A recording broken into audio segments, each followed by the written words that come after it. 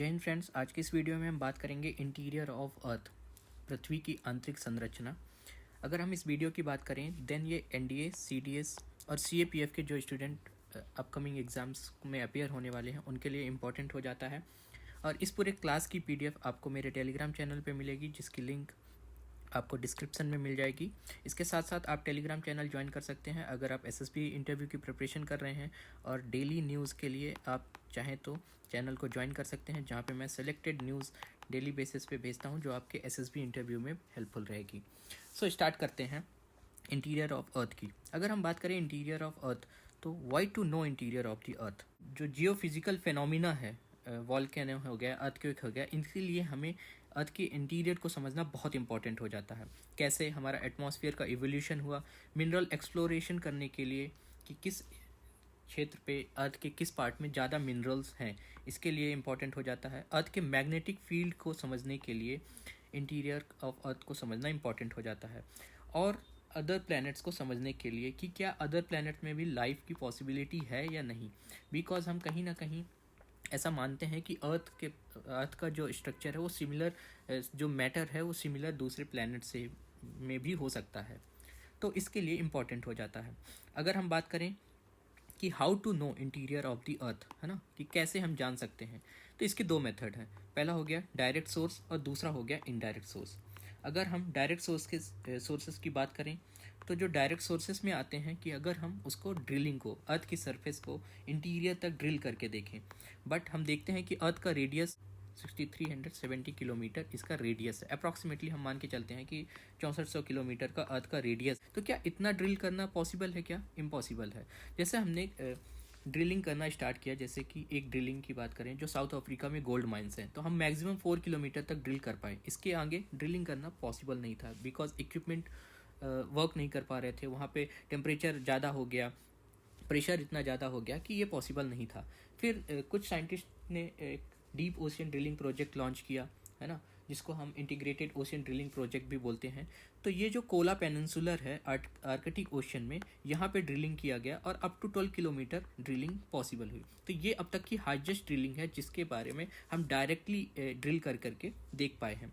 दूसरा सोर्स आता है वॉल्केनो। अगर हम बात करें कि कहीं पे भी अगर वॉल्केनो इरप्ट हो रहा है, जैसे कि हम देखते हैं, तो हम देखते हैं कि इसमें से जो मैग्मा बाहर निकल के आता है ना, लावा मैग्मा जो बाहर निकल के आता है, उससे हम कहीं ना कहीं अर्थ के इंटीरियर के बारे में पता करते हैं।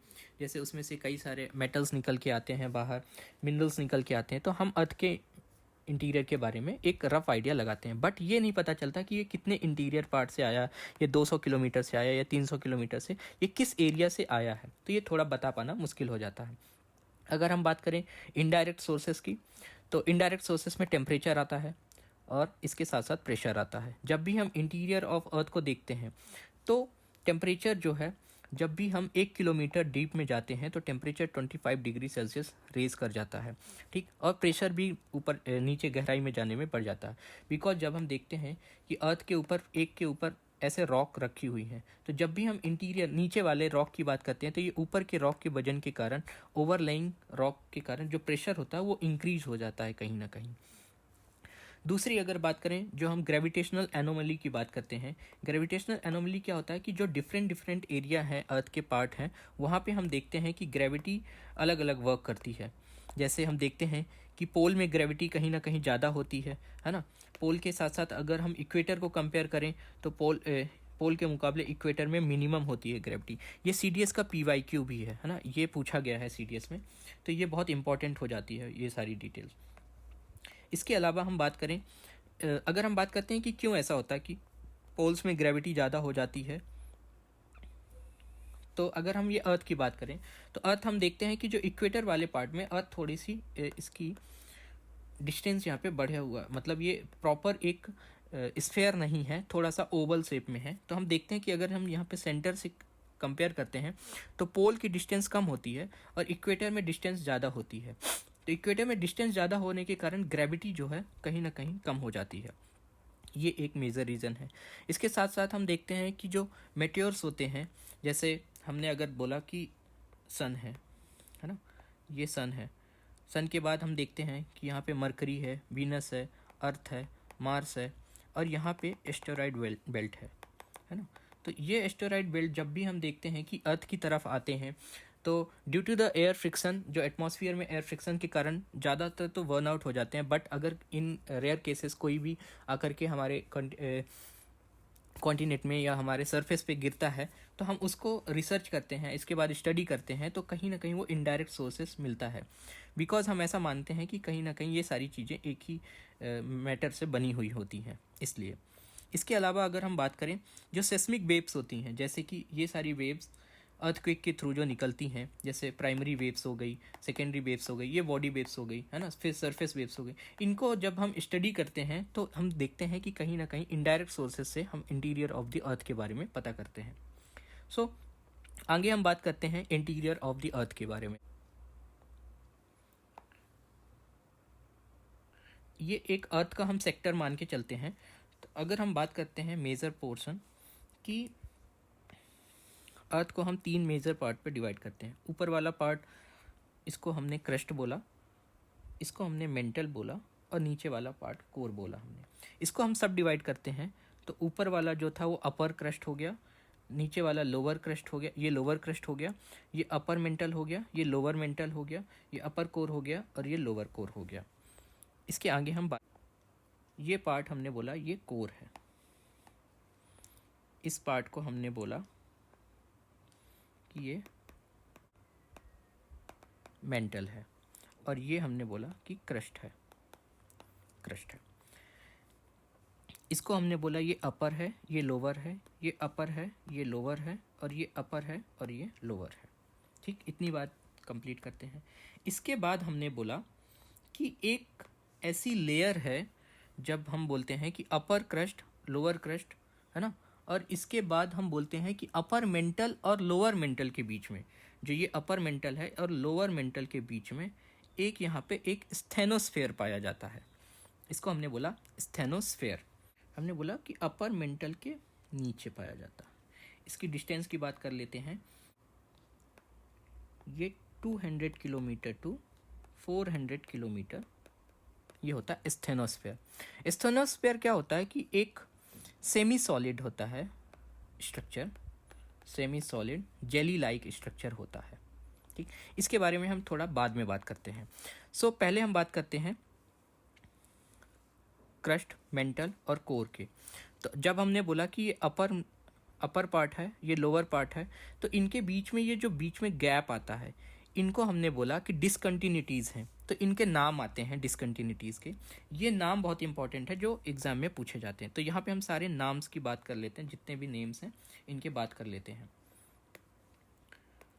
तो पहला नाम आता है जो अपर क्रस्ट और लोअर क्रस्ट के बीच में आता है, उसको हमने बोला कोनार्ड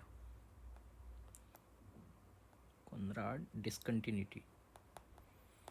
ठीक, इसके बाद हमने बोला जो क्रस्ट और मेंटल, जो ये क्रस्ट और ये मेंटल के बीच में आता है, इसको हमने बोला, इसका नाम है मोहो।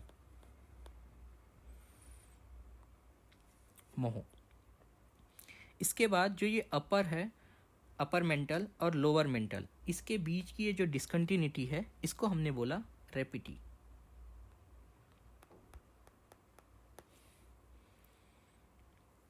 इसके बाद ये जो मेंटल और कोर के बीच में है, इसको बोला जाता है गुटेनबर्ग। और जो अपर और लोअर कोर के दोनों के बीच में डिसकंटिन्यूटी है, उसको बोला जाता है लेहमैन। ये सारे PYQs हैं जिसके बारे में हम बात कर रहे हैं, ये PYQs हैं।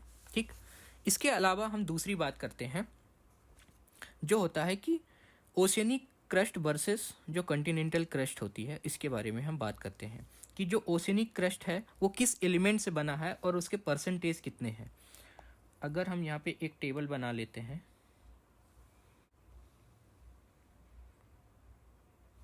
इस टेबल में हम बात करेंगे कि ओशियनिक क्रस्ट और कॉन्टिनेंटल क्रस्ट में जैसे एलिमेंट्स हैं उनके परसेंटेज कितने हैं, क्योंकि ये कई बार सीक्वेंस में पूछ लेता है, तो ये बहुत इंपॉर्टेंट हो जाता है। तो यहाँ पे हम बात करते हैं सबसे पहले ओशियनिक क्रस्ट।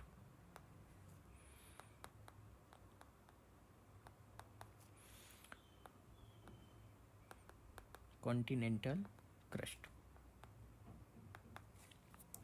ओशनिक क्रस्ट में अगर हम पहले ऑक्सीजन के बारे में बात करते हैं कि ऑक्सीजन हम अगर बात करते हैं तो यहाँ पे 43% ऑक्सीजन होता है और यहाँ पे 46% ऑक्सीजन होता है। इसके बाद सिलिकॉन की बात करेंगे कि सिलिकॉन कितना होता है, तो यहाँ पे 21% सिलिकॉन होता है और यहाँ पे सिलिकॉन की बात करें तो सिलिकॉन 27.7% आता है। ये इंपॉर्टेंट हो जाता है क्योंकि ये सीक्वेंस में पूछ लेता है कि किसकी क्वांटिटी कितनी ज़्यादा है। फिर हम यहाँ पे एल्यूमिनियम की बात करेंगे, ठीक, सिर्फ फॉर्मूला लिखता हूँ मैं। यहाँ पे 8% एल्यूमिनियम होता है और यहाँ पे 8.1%, सिमिलर ही होता है। फिर फेरस की बात करेंगे, फेरस यहाँ पे 7% आता है, सेम यहाँ पे 7 फेरस आता है 5% के अप्रॉक्सीमेटली। फिर आता है मैग्नीशियम, फिर आता है कैल्शियम, फिर आता है सोडियम, फिर आता है अदर एलिमेंट्स। तो अगर हम यहाँ पे मैग्नीशियम की बात करें कि मैग्नीशियम कितना है, तो मैग्नीशियम भी 7% है।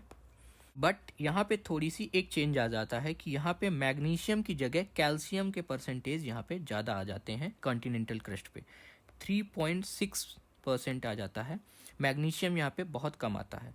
फिर कैल्शियम के बाद यहाँ पे आता है सोडियम, फिर आता है पोटेशियम, फिर आता है मैग्नीशियम। 11% कैल्शियम आता है, 3.5% आता है सोडियम, 1.5% आता है अदर एलिमेंट्स। और यहाँ पे सोडियम की बात करें तो 2.8% आता है और पोटेशियम की बात करें तो 2.6% आता है, 2.6%, और मैग्नीशियम आता है 2.1%। तो ये एक सीक्वेंस है। तो आपको याद रखना है कि ओशनिक क्रस्ट में सबसे पहले आता है ऑक्सीजन, है ना, ऑक्सीजन 1 नंबर पे आता है, सिलिकॉन फिर आता है, फिर कैल्शियम आता है, फिर एल्यूमिनियम आता है, फिर फेरस और मैग्नीशियम आता है। तो ये सीक्वेंस है और ये ऑलरेडी सीक्वेंस में लिखे हुए हैं। तो ये सीक्वेंस याद रखना इम्पॉर्टेंट हो जाता है।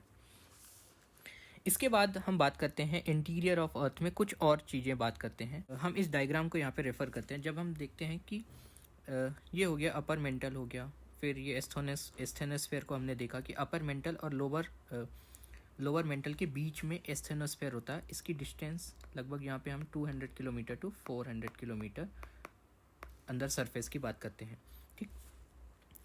तो अपर मेंटल जो होता है ये सॉलिड होता है और जो लोअर मेंटल होता है ये भी सॉलिड होता है। बट जो ये बीच में एस्थेनोस्फेयर है ये एक मैग्मा चैम्बर है जिसको हम semi solid jelly like structure मान के चलते हैं।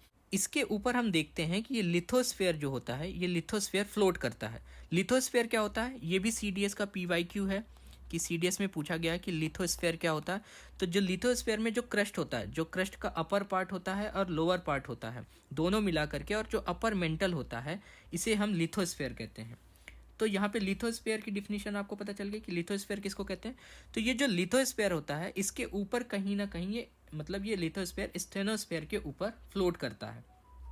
ये बात हो गई। अब हम यहाँ पे बात करते हैं क्रस्ट की बात करते हैं। जैसा कि हम यहाँ पे कॉन्टिनेंटल क्रस्ट की बात करते हैं तो इसकी डेंसिटी देखिए, इसकी जो थिकनेस है, थिकनेस देखिए, ये थिकनेस बहुत ज़्यादा है as compare to the oceanic crust. ये है ओशियनिक क्रस्ट, क्योंकि यहाँ पे हम माउंटेन्स को देख रहे हैं। ये थिकनेस कई जगह पे 70 किलोमीटर तक भी पहुँच जाती है। अगर हम NCERT के डेटा को माने तो 70 किलोमीटर तक पहुँच जाती है। बट ओशियनिक क्रस्ट बहुत ज़्यादा से ज़्यादा 5 किलोमीटर 7 किलोमीटर तक जाती है। अलग अलग जगह पे अलग अलग डेटा दिए रहते हैं। तो 5 से 9 किलोमीटर हम इसको मान सकते हैं कि ये जो है थिकनेस है ये ओशियनिक क्रस्ट की है। ओशियनिक क्रस्ट के बारे में हम बात करें तो ओशियनिक क्रस्ट जो बनी हुई है वो बेसाल्टिक रॉक से बनी हुई है। बेसाल्टिक रॉक, है ना, ये हमने देखा कि बेसाल्टिक रॉक से ये बनी हुई है। और वहीं हमने देखा कि जो कॉन्टिनेंटल जो क्रस्ट है, जो सॉलिड वाला पार्ट है, वो बना हुआ है ग्रेनाइटिक रॉक से कॉन्टिनेंट में। यहीं पे हम देखते हैं कि जो माउंटेन का टिप होता है वहाँ पे हम देखते हैं कि माउंटेन में हमको एंडेसाइटिक रॉक मिलती है ना। और जो लोअर कॉन्टिनेंटल क्रस्ट होता है वहाँ पे हम देखते हैं इन पार्ट्स में देखते हैं इन जगहों पे कि गैब्रो रॉक्स मिलती है। जो माउंटेन के टिप होते हैं वहाँ पे एंडेसाइटिक रॉक मिलती है, कॉन्टिनेंट के जो क्रस्ट होता है, क्रस्ट में हमें ग्रेनाइटिक रॉक मिलती है, और इसके जो बॉटम में हमें गैब्रो रॉक मिलती है, और अगर ओशियन की बात करें तो ओशियन में हमें बेसाल्टिक रॉक मिलती है। तो ये क्वेश्चन PYQs हैं, तो ये इंपॉर्टेंट हो जाते हैं। इसके बाद हम लोअर मेंटल की बात करें, जो लोअर मेंटल है इसको हमने देखा ये सॉलिड वाला पार्ट है। इसकी जो डेप्थ है अप टू 2900 किलोमीटर तक इसकी जो डेप्थ है हो जाती है। तो यहाँ पे हमने देखा कि क्रस्ट की बात हमने कर ली, स्टेनोस्फेयर की बात कर ली, लिथोस्फेयर क्या होता है ये बात कर लिया। इसके बाद हम बात करते हैं कि आउटर कोर और इनर कोर। आउटर कोर को हम देखते हैं कि ये 2900 से लेकर के 5100 के बीच में रहता है, बट ये वाला पार्ट लिक्विड वाला पार्ट है ना। इसके बाद जब हम देखते हैं कि 5100 किलोमीटर से लेकर के जो इसकी रेडियस है, जिसको हम अप्रॉक्सीमेटली 6400 किलोमीटर मान के रखते हैं, तो ये वाला जो पार्ट है ये सॉलिड पार्ट है। जो कोर का बिल्कुल इनर कोर है वो सॉलिड पार्ट है। ये इसलिए इसको फोकस करने की ज़रूरत है क्योंकि जब हम अर्थक्वेक की वेव्स के बारे में बात करेंगे, कि अर्थक्वेक की P वेव और S वेव की बात करेंगे, तो ये रोल इसका इम्पॉर्टेंट हो जाता है। इसके बाद हम बात करते हैं यहाँ पे कि ये बने किससे होते हैं, है ना, कि क्रस्ट किससे बना हुआ है, मेंटल किससे बना हुआ है, और कोर किससे बना हुआ है, क्योंकि ये इम्पॉर्टेंट क्वेश्चन बार बार पूछा जाता है। अगर हम क्रस्ट की बात करें, जो क्रस्ट है, तो क्रस्ट जो है सिलिका और एल्यूमिनियम से बना हुआ है, और अगर हम मेंटल की बात करें तो सिलिका और मैग्नीशियम से बना हुआ है, और जो कोर है वो निकेल और फेरस से बना हुआ है ना, आयरन से बना हुआ है। तो यहाँ पे हम देखते हैं, इसको हम याद रखने के लिए इसको सियाल बोलते हैं, इसको सीमा बोलते हैं मैग्नीशियम, और इसको निफ बोलते हैं। तो ये सारी चीज़ें, ये भी पूछ लिया जाता है कि किससे क्रस्ट किससे मिलकर के बना होता है, और मेंटल किससे बना होता है, और कोर किससे बना होता है, तो ये इंपॉर्टेंट हो जाती है। यहाँ पे इंटीरियर ऑफ द अर्थ का रेडियस है 6370 किलोमीटर, 78 किलोमीटर, थोड़ा सा गलत है, ओके। तो ये बात हो गई अर्थ के इंटीरियर।